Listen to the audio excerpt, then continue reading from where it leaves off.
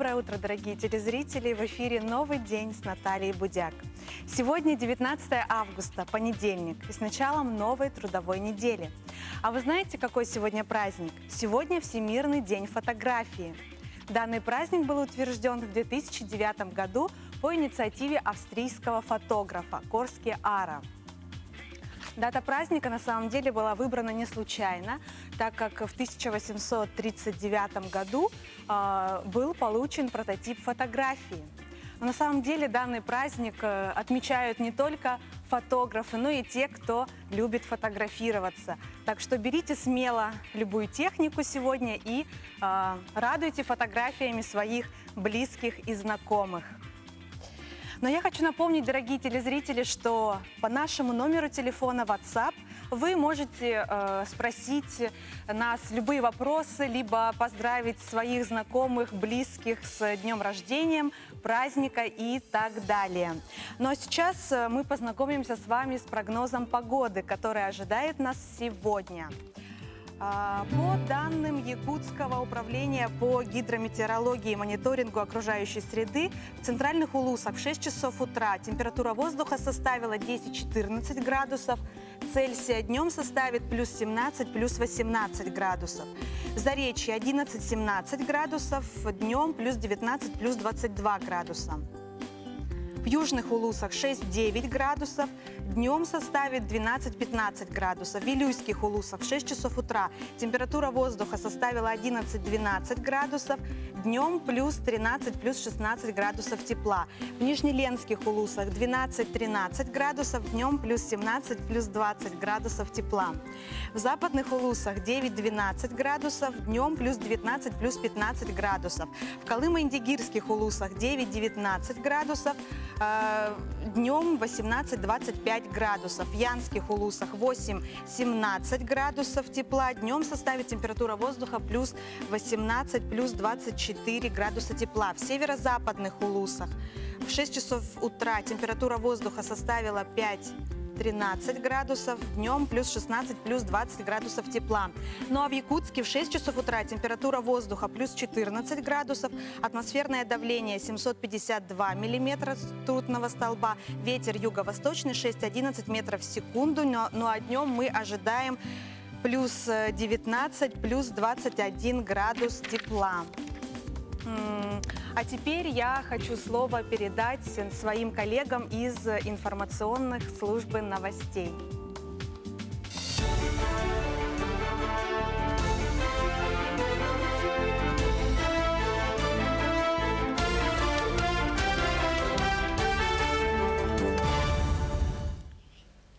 В эфире новости. В студии работает Ольга Башук. Здравствуйте. Власти Якутии обсудят совместные проекты с делегациями Японии и Индии на Восточном экономическом форуме, который пройдет с 4 по 6 сентября во Владивостоке. Об этом сообщил председатель правительства республики Владимир Солодов. В частности, власти региона планируют обсудить с японскими партнерами строительство третьей очереди круглогодичной теплицы «Саюри» под Якутском. Также планируется представить иностранным инвесторам инфраструктурные проекты, в том числе по возможному участию в реконструкции аэропорта Якутска и модернизации коммунального комплекса Якутска. Также будет представлен инвестиционный проект по строительству Жатайской судоверфи. Минимальный размер оплаты труда с 2020 года может составить 12 130 рублей. Соответствующий документ Минтруда опубликован на федеральном портале проектов нормативных правовых актов. Сейчас МРОД составляет 11 280 рублей. Отмечу, что минимальная зарплата должна равняться прожиточному минимуму работающего человека. Индексируется она один раз в год, как раз до прожиточного минимума второго квартала прошлого года. К другим темам. Главное событие лета в сфере образования Якутии. Августовское совещание «Консолидация в образовании. Новые модели и механизмы» пройдет в столице республики с 20 по 21 августа и охватит 700 делегатов. Также будут организованы онлайн-трансляции для учителей на местах. По итогам совещания будут определены задачи в отрасли образования на текущий учебный год и намечены пути решения задач на среднесрочную и долгосрочную перспективу. В Якутии предлагают отказаться от букетов учителям. 26 августа стартует благотворительная акция «Добро в руках», которую проводит фонд «Харысхал». Идея акции в том, чтобы подарить учителю один красивый букет, а сэкономленные средства направить на благотворительность. В прошлом году акцию поддержали 47 классов из Якутска, Нюрбы и Алекминска. Было собрано 300 тысяч рублей. В этом году собранные деньги будут направлены на организацию осенних дневных площадок для детей с инвалидностью. Другая часть средств пойдет на поддержку зимней программы, приуроченной к Новому году. Воспитанникам фонда будет дана возможность отправиться на день рождения Деда Мороза в Великий Устюг. В Якутске прошла 17-я спартакиада среди подразделений противопожарной службы заречных и центральных улусов республики. Участники соревновались в преодолении 100-метровой полосы с препятствиями и в боевом развертывании сил и средств. Поднимались по штурмовой лестнице, в окно 4-го этажа учебной башни и многое другое. В соревнованиях приняли участие 6 команд. И по итогам напряженной борьбы первое место заняли спасатели из Усть-Алданского улуса, второе место команда Татинского улуса, а третье из Мегино-Кангаласского улуса. Победителям были вручены грамоты, медали и ценные призы. Накануне в парке культуры и отдыха Якутска прошел ежегодный городской чемпионат по брейк-дансу «Энергия улиц». В нем приняли участие взрослые и дети до 16 лет. Судьей выступил специальный гость из Санкт-Петербурга, который на следующей неделе проведет бесплатный мастер-класс для всех желающих. Как отмечают организаторы, главная цель мероприятия – развитие уличного танца, а также пропаганда здорового образа жизни. Особенность этого проекта заключается в том, что все мероприятия бесплатные, открыты для участия всех желающих.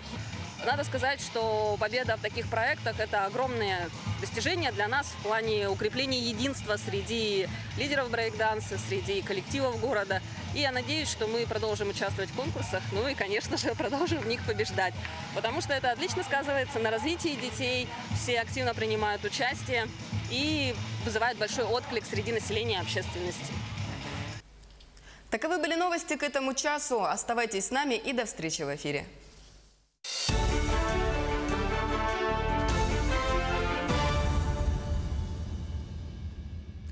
Спасибо большое. Ну а вы оставайтесь с нами и будете всегда в курсе событий. Ну а мы продолжаем дальше. Совсем немного осталось до 75-летнего юбилея Великой Победы. И, наверное, многие из нас хотят найти информацию о наших дедах, прадедах, ветеранах, но не знают, с чего начать. И об этом в нашем следующем эфире. Как найти сведения о ветеране Великой Отечественной войны? В настоящее время у любого человека появился доступ к документам с персональными данными воинов Великой Отечественной. В интернете есть обширные базы данных, содержащие полную информацию о солдатах, погибших на полях сражений или пропавших без вести. База данных «Подвиг народа», содержащая электронный банк документов о награжденных и награждениях периода Великой Отечественной войны с 1941 по 1945 годы. Сайт обобщенного банка данных «Мемориал» включает в себя информацию о защитниках Отечества, которые погибли или пропали без вести во время войны и в послевоенный период. Сайт «Память народа» позволяет установить места захоронений, получить сведения о прохождении службы, о победах и лишениях на полях сражений. Ресурс «Мой полк» позволяет выяснить сведения не только о солдатах, но и о тружениках тыла, живых, умерших, погибших и пропавших без вести. Архив был собран и пополняется участниками общероссийской акции «Бессмертный полк». База данных полк.ру содержит информацию о советских и российских солдатах, пропавших без вести в войнах 20 века. Сайт «Помните нас» содержит архив с фотографиями и описаниями воинских могил. Чтобы посмотреть электронную версию книги «Имена из солдатских медальонов», нужно перейти по ссылкам отечество.рф или rfpoиск.ру. На сайтах есть алфавитные сведения о погибших в годы войны, чьи останки, обнаруженные в ходе поисковых работ, удалось идентифицировать. Кроме того, книги памяти с прямыми ссылками и аннотацией есть на сайте РФ Поиск, а на сайте Солдат книга памяти включает информацию об умерших в плену, погибших в Афганистане, Чечне, по регионам, родам войск, отдельным частям и соединениям. Кроме того, в России есть поисковые движения, которые занимаются поиском солдат и артефактов военного времени. Исчерпывающая информация о солдатах есть в различных военных архивах, на сайте Федерального архивного агентства, в архивах России, Минобороны, в Российском государственном военном архиве, Российском государственном архиве социально-политической информации и Российском государственном архиве военно-морского флота с документами с конца XVII века. Победа в Великой Отечественной войне досталась нам очень высокой ценой. Судьбы тысяч людей так и остались невыясненными. До сих пор продолжаются поиски мест захоронений погибших воинов. Каждый из нас может сделать свой вклад, чтобы подвиг героев помнили сквозь время и годы. Никто не забыт, ничто не забыто. Но совсем скоро у нас приближается 1 сентября, и сегодня мы поговорим о августовском совещании. И сегодня в гостях у меня первый заместитель министра образования республики Ирина Павловна Любимова. Ирина Павловна, доброе утро. Как у вас настроение? Доброе утро, отлично. Это самое главное. Ирина Павловна, скажите, пожалуйста, вот в какие дни пройдет данное совещание и более подробно вот поделитесь с нами информацией. Ну, долгожданное наше традиционное совещание всех работников образования республики нашей пройдет в этом году с 20 по 21 августа. Вот. Тема у нас определена в этом году «Консолидация в образовании. Новые модели и механизмы». Ну, почему мы выбрали эту тему? Потому что, ну, во-первых, это год консолидации нашей республики. Мы должны консолидироваться вокруг образования, чтобы, конечно, чтобы достичь самые наши такие стратегические цели. Вот. Мы знаем, что у нас и в республике, и в России очень много делается для развития образования, для того, чтобы получить качественное образование. Вот. И указ нашего главы нашей республики Арсения Сергеевича Николаева до 2024 года мы должны войти в 15 лучших субъектов. Вот. Поэтому мы должны все свои мероприятия, все свои вот эти годы нацелить на повышение качества образования. Вот. Это, конечно, реализация всех национальных проектов, которые у нас сегодня реализуются в республике. Вот. Мы разные формы проведения этого совещания в разные годы было. И в этом году мы, конечно, проведем очень много семинаров, курсов для учителей, да, и для руководителей образовательных учреждений, для начальников. Вот. Форсай-сессии будут, вот. А также, конечно, традиционная пленарка будет. Но думаем, что принять участие будут, конечно, все активисты образования, общественные организации, родители будут и, конечно, представители местного самоуправления всей нашей республики. Спасибо большое, Ирина Павловна. Скажите, а вот все-таки главная тема обсуждения какая будет вынесена на именно совещании? Мы думаем, определяющая. Да, определяющая тема на самом деле, да, это вокруг реализации национальных проектов, которые у нас, их которых 9 штук у нас, да, вот, мы должны в этом году выработать концепцию пятилетки качества образования. Как повысить качество образования, а также как мы будем оценивать ее, мониторинг качества образования, как мы будем вести на региональном уровне, и чтобы это сравнить на уровне всех субъектов нашей России необъятной. Ирина Павловна, скажите, а вот сколько ожидается вот гостей на данном мероприятии? Ориентировочно цифры хотя бы. Ну, сколько надо в планах? сказать, да, надо сказать, что более, наверное, 1000 будет, потому что мероприятия одновременно пройдут очень много. Форум проектов будет, да, вот, разные курсы повышения, их целых 13 штук по разным темам. Вот, и поэтому встречи, открытый микрофон, чтобы каждый участник высказался свое мнение, да, пленарные дискуссии будут, да, вот, поэтому участников будет много на самом деле. Но надо сказать, что форма проведения вот, разных семинаров, дискуссий будет онлайн, в онлайн-режиме, поэтому думаю, что все педагогические коллективы республики на самом деле могут принять участие, наблюдать. Ирина Павловна, скажите, а вот скоро вот 1 сентября, и всем, наверное, в любом случае интересно, сколько же первоклассников мы ожидаем школы принять в свои, так сказать, двери, распахнуть? Ага, ну, надо сказать, что 1 сентября для ребенка это очень волнительно бывает, долгожданно, поэтому впервые порог школы в этом году переступит 15 тысяч первоклассников по всей республике, да, и для них, конечно, будут созданы все условия 1 сентября, конечно, будут праздновать все школы. 1 сентября выходной день, но некоторые школы решили, чтобы это было 2 сентября на самом деле. Ирина Павловна, большое спасибо, что вы к нам пришли в гости. Я хочу вам пожелать бодрого настроения на сегодняшний день и также отличного дня.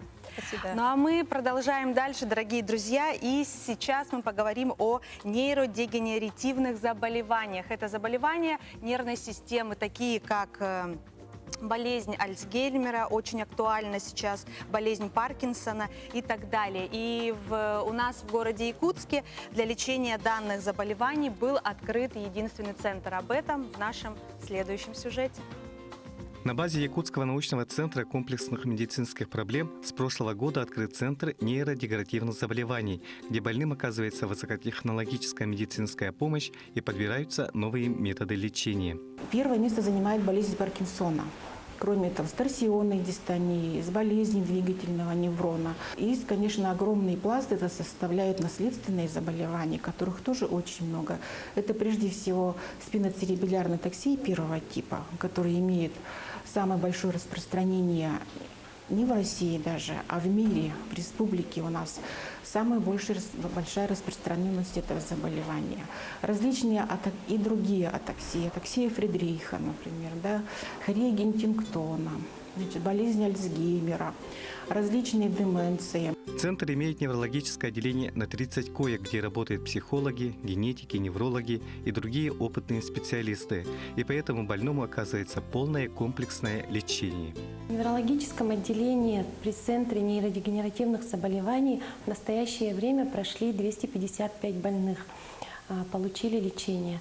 Значит, к нам поступают из разных улусов нашей республики и с поликлиник по направлению невролога города Якутска. Значит, мы берем больных с различными наследственными заболеваниями нервной системы для симптоматического лечения, а также берем больных для корректировки лечения. Здоровье улучшилось процентов на 60. Медперсонал вежливый, культурный, всегда улыбнется. Когда вот туго было, допустим, тяжело со здоровьем, улыбнется, а это очень приятно. Мне очень нравится, дай Бог им всем здоровья. Большое-большое им всем спасибо. В структуру центра входят также кабинет памяти и перинатальный кабинет. На данном этапе в нашем отделении проводятся ультразвуковые исследования 1-2 триместра беременности с целью выявления врожденных пороков развития и ультразвуковых маркеров хромосомной аномалии. В будущем планируется внедрение пренатального ДНК-тестирования моногенных нервно-мышечных заболеваний, чтобы семьи с подобными заболеваниями могли иметь здоровых детей. С открытия центра и кабинета памяти среди больных выявлено очень много деменций, которые шли под другими диагнозами. Теперь наша задача, поскольку мы научное учреждение, значит, продолжать исследования в этом направлении. Почему у нас есть распространение вот таких когнитивных нарушений, даже у молодых людей они есть. Вот. И мы, значит, здесь собираем банк, биобанк ДНК. У нас есть видеотека. Мы снимаем больных на видео до лечения, после лечения. Конечно, база МРТ у нас есть. Ну, поскольку мы научное учреждение, мы не можем вот так вот просто вылечить, ну, как бы провести курс лечения, не отпустить больного. Да? Мы все равно должны это как бы изучать. Так что теперь больные с такими заболеваниями нервной системы со всей республики имеют возможность проходить полное стационарное лечение в единственном центре Якутии. Ну а мы продолжаем дальше, и как мы знаем, что здоровье является очень главной темой для нас, и сегодня мы поговорим о грудном вскармливании. И сегодня в гостях у меня руководитель Центра питания НИЦ мединститута Лебедева Ульяна Михайловна. Доброе утро. Председатель ЯРО ВОД Матери России Борисова Прасковья Петровна и национальный эксперт и преподаватель глобальной инициативы ВОЗ больница «Доброжелательная к ребенку» Фурцев Владимир Иванович. Доброе утро. Как у вас настроение? Замечательно. Это самое главное. Ульяна Михайловна, расскажите более подробно о программе, познакомьте нас. Доброе утро. Это программа Всемирной организации здравоохранения. И эту программу Министерство здравоохранения Республики Саха-Якутия в 2012 году официально внедрило в Республику Саха-Якутия. И с 2012 года это получается... Проводится системная работа и систематические мероприятия в области охраны, поддержки, поощрения, пропаганды грудного вскармливания в республике.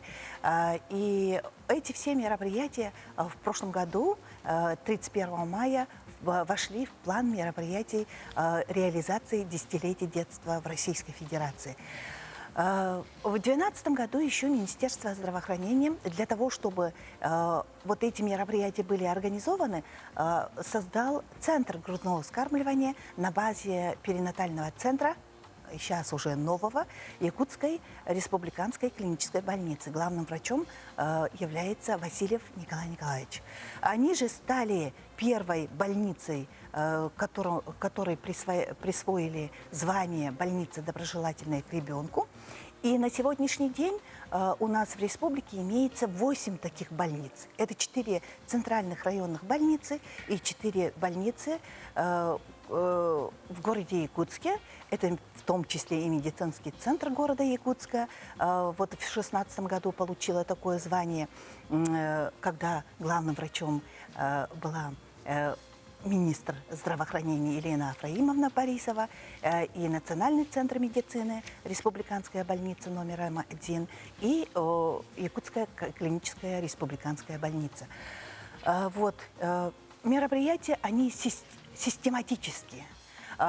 И есть такое понятие вот, и мероприятие, которое проводится по всему миру, Всемирная неделя грудного вскармливания, и у нас в республике тоже с 2012 года проводится, и на сегодняшний день 8-й раз. Да? В рамках 8-й недели грудного вскармливания у нас будут торжественные выписки, лекции, беседы, пропаганда полная, научно-практический семинар сегодня намечается, и еще аттестация, аттестация Центральной районной больницы Аймяконской центральной районной больницы. И там же мы будем обучать по программе Всемирной организации здравоохранения вот, консультантов, которые будут работать с населением. И вот вся вот такая комплексная работа, она должна проводиться и государством, и поддерживаться общественностью. И главное, чтобы кормящую женщину поддерживала и создавала комфортные условия семья.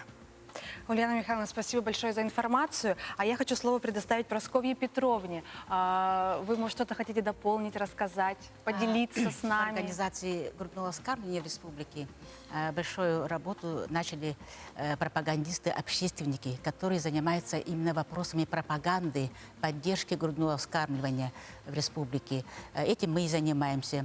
В прошлом году на заседании регионального совета в декабре месяце мы утвердили 33 таких пропагандиста из 9 улусов, которые вот сейчас в своих улусах начинают работать, но эта работа еще продолжается. В чем заключается работа пропагандистов? Они участвуют в торжественных таких вот выписках, которые идут и в наших муниципальных образованиях, и в городе Якутске. Они работают с каждой кормящей матерью, ведут дневник именно вот пропагандиста, где отмечают, сколько мама кормила грудью, какая у нее лактация молока и так далее. И вся эта работа на общественных началах. Эту работу ведут не медицинские работники, это именно женщины, общественники, которые сами кормили грудью долго, которые имеют желание работать в этом направлении. И, конечно, наша организация «Матери России», само название нас обязывает заниматься этими вопросами, потому что кормление грудью – это начало, это начало здоровья ребенка, здоровья матери. Прасковья Петровна, большое спасибо вам. А я хочу слово предоставить теперь Владимиру Ивановичу. Владимир Иванович, вам слово. Ну вот сама цель больницы «Доброжелательно к ребенку» это было возрождение. Дело в том, что примерно в 70-х, 80-х годах прошлого столетия процент грудного вскармливания во всем вообще мире резко снизился. И от того снижения грудного вскармливания возросла заболеваемость, и в том числе и отказ от детей, и преступность, все это.